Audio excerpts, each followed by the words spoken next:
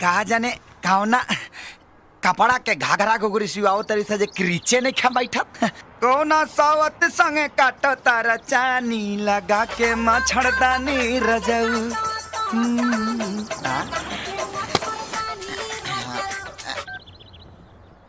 Hello गुरु power laundry speaking. कपड़ा सब ready बा जी एकदम एजेंट बा का। हाँ हाँ अर्जेंट बा। ठीक बा भेजवाओ तनी सामान। ए सामान भादो भादो रे देखा जब एजेंट डिलीवरी आवता ना तई दोनों का दोनों गायब हो जाता रहा। अगर तब हमरे लेके जाए के पड़ी भाई तन देखत रहिए दुकान।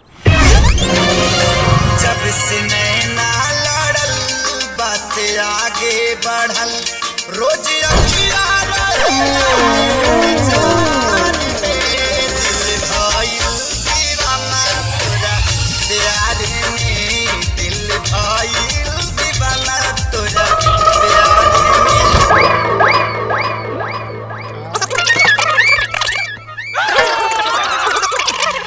मन के छोड़ के चल गेलो रे गुरु अरे भैया।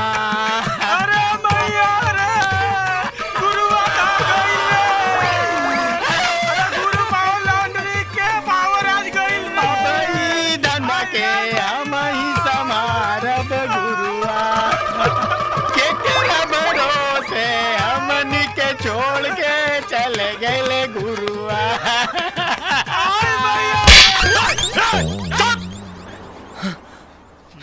हम तानी गानी का ट्रांस में तानी का हमरा के मौत दे दला से एडवांस में आ करे बाबू तू जिंदे बड़ा गुरु।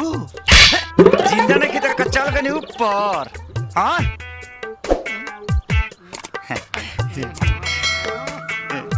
मैं जिंदा बनी रे भाई।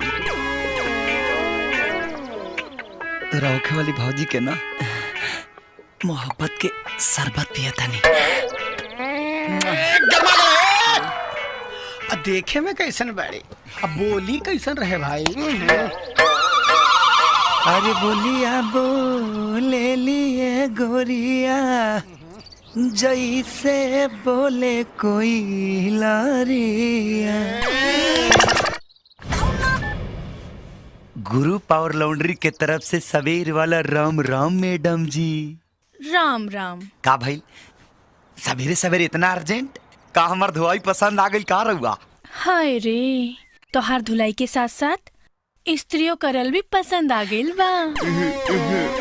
तका लेवे खतिया जाई का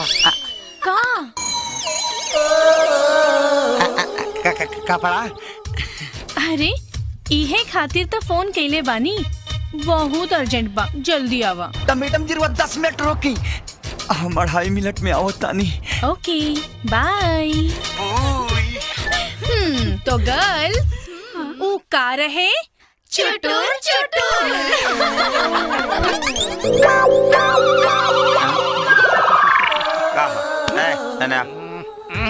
ढेर प्राइवेट बात मत सुन ना तो एक लात मारे में फेंक देबे खून।